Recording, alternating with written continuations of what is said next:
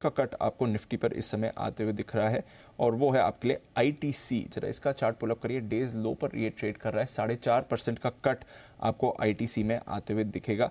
करीब 30 पॉइंट गिरावट में कंट्रीब्यूशन आपको आईटीसी की तरफ से आते हुए दिख रहा है। क्यों आज इतना बड़ा कट आया है, क्या है कंसर्न्स आईटीसी के, एक बार समझते हैं। नुपुर है हमारे साथ। नुपुर बताइए, सडनली आईटीसी में क्या हो गया? बिल्कुल, कंपनी जो ब्रिटिश अमेरिकन टोबैको कंपनी है, उनकी कंपनी में करीबन 29% की हिस्सेदारी। आज उनके नतीजे आए और प्रेस रिलीज में इंटरेस्टिंग फैक्ट सामने आए, जहां पे उन्होंने क्लियरली कहा है कि आईटीसी में हिस्सा बेचने के लिए अब कंपनी काम कर रही है। उस प्रोसेस को पूरा करने के लिए कंपनी काम करती हुई दिख रही है। ब्रिटिश अमेरिकन टोबैको कंपनी, जिसकी हिस्सेदारी है आईटीसी में करीबन 29% की, उन्होंने प्रेस रिलीज में ये क्लियर कर दिया कि रेगुलेटरी अप्रूवल जो है उसके प्रोसेस पर अब कंपनी काम करती हुई दिख रही है और जो स्टेक है आईटीसी में उसे बेचकर जल्दी फंड्स को रीअलोकेट भी करती हुई दिखेगी। तो जो हिस्सा है उसे मोनेटाइज करना है अब बैट को जल्दी ही। और आईटीसी में जो 29% की हिस्सेदारी है, इक्विटी टर्म्स में, वैल्यू टर्म्स में देखेंगे तो करीबन 1.5 लाख करोड़ रुपए के आसपास की हिस्सेदारी है, उसे बेचना चाहती है। हालांकि दिसंबर में जब एनालिस्ट मीट हुई थी बैट की, तब उन्होंने क्लियरली कहा था कि हाँ, हम इस प्रोसेस के लिए तैयार है और इसी पर तैयारी कर रहे हैं। लेकिन आज जब नतीजे आए बैट के, तो उसके प्रेस रिलीज में ऑफिशियल अनाउंसमेंट आ चुका है कि वो अब हिस्सेदारी बेचने वाले हैं। अब सवाल यही है कि कितनी बेचेंगे, किस भाव पे बेचेंगे और फिर जो रीलोकेट करेंगे। तो क्योंकि फिलहाल देखें तो वीएसटी इंडस्ट्रीज में भी बैट की हिस्सेदारी है 32% के आसपास की, तो रीअलोकेट होकर ये फंड्स कहाँ जाते हैं, इसी पर सवाल है। और जब डीमर्जर की बात आई थी होटल की, तब यही सवाल था कि क्या बैट अपनी हिस्सेदारी बेचेगा, और अगर बेचेगा तो आईटीसी खरीदेगा क्या। इन सब सवालों के जवाब अभी बाकी है, क्योंकि बैट ने सिर्फ इतना ही कहा है अपनी प्रेस रिलीज में कि बेचने के लिए तैयार है हिस्सेदारी 29% की, मोनेटाइज करेगी, रीअलोकेट करेगी फंड्स को, और जो है इसके रेगुलेटरी प्रोसेस पर कंपनी पूरी तरह से काम कर रही है। ओके, तो ये है इंटरेस्टिंग खबर। अनिल जी, ये पहले भी आ चुकी है बात, बैट या ब्रिटिश अमेरिकन टोबैको, ऐसी खबर पहली बार नहीं आई कि वो आईटीसी में स्टेक सेल कर सकते हैं। बट इस बार उनके अर्निंग्स रिलीज में क्लियरली लिखा है कि हम एक्सप्लोर कर रहे हैं और शायद आगे इस पर फैसला भी ले सकते हैं। 29% हिस्सा है, अब कितना बेचते हैं ये हमें नहीं पता। बट कैसे देखना चाहिए इस डेवलपमेंट को सर आईटीसी के लिए? बेची तो बेचने से क्या फ़र्क पड़ता है। एक बार नुपुर है आपके साथ, और मुझे याद है पिछली बार भी इस तरह की चर्चाएं आई थी, तो नुपुर का ये कहना था कि शायद सबसे ज़्यादा ग्रोथ सिगरेट वॉल्यूम में अगर कहीं दिख रही तो शायद वो अभी तक इंडियन मार्केट्स में ही। नुपुर राइट? मार्केट्स में ही दिखी है।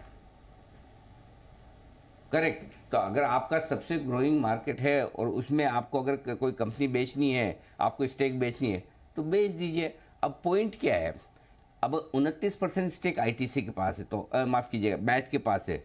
कैसे बेचेंगे मार्केट में 29%? ऐसे ही फाइनेंशियल इन्वेस्टमेंट के तौर पर, या स्ट्रेटेजिक स्टेक मानकर किसी को बेचेंगे?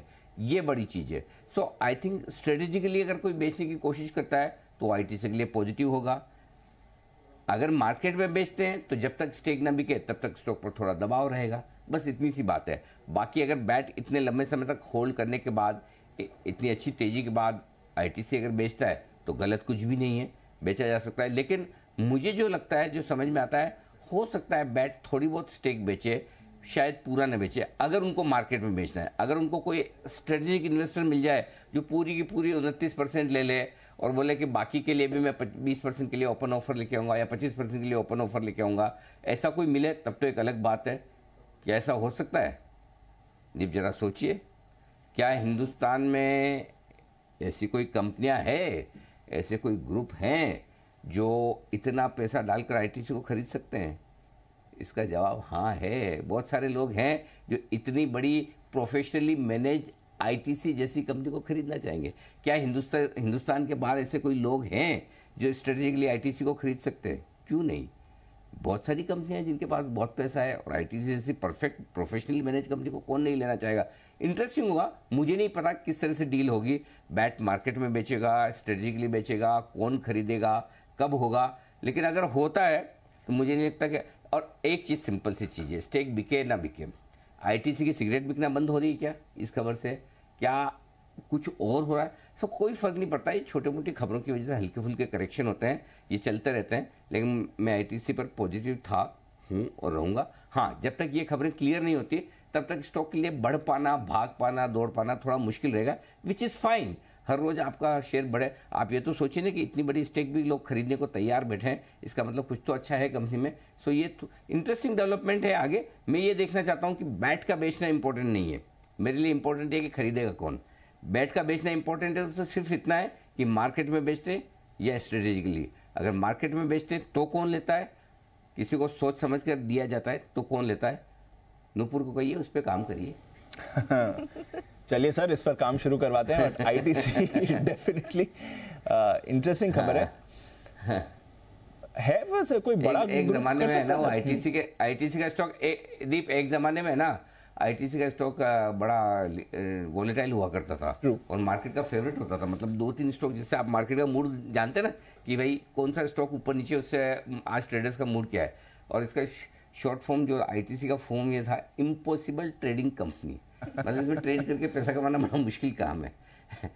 And which has proven true over a period of time.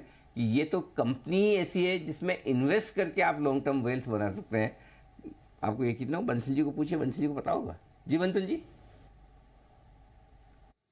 नहीं अनिल जी, मैं पहले एक चीज ऐड करना चाहूंगा। अनिल जी, ये आप नूपुर को जो रिसर्च दे रहे हैं ना कि कौन खरीदेगा, उस पे नहीं अनिल जी, अगर इफ यू मेमोरी पे आप जोर डालें तो कुछ समय पहले अनिल जी मैंने बोला भी था कि बैट अनिल जी काफी दिक्कत में है। वो वर्ल्ड ओवर अपने प्रॉफिटेबल बिजनेस में से अनिल जी एग्जिट कर रहा है, उसे पैसे की जरूरत है। तो इस पे रिसर्च करनी चाहिए नूपुर को। अभी तक किसी ने print media, electronic media, social media में इसको कवर नहीं करा है कि बैट ने क्या क्या अभी तक बेच दिया है और क्या क्या बेच सकता है। तो ये अनिल जी काफी इंपॉर्टेंट चीज है। और मोस्ट लाइकली अनिल जी, इसको मैंने अच्छे से डिटेल में पढ़ा है। जहां तक अनिल जी बात है, इसको कोई स्ट्रेटेजिक बायर कोई अनिल जी बेचेगा, ये मार्केट में नहीं अनिल जी बेचेगा। मार्केट में बेचेगा तो अपने मतलब कि प्राइस को खराब कर देगा अनिल जी। कोई बायर आएगा, कोई स्ट्रॉन्ग बायर आएगा, बिल्कुल आप जो बोल रहे हैं बायर पे नजर रखनी चाहिए। बट बैट के अनिल जी वर्ल्ड ओवर इसको दिक्कत हो रही है और सबसे मोस्ट प्रॉफिटेबल बिजनेस इसका आईटीसी है और उसमें से ही एग्जिट लेगा अनिल जी।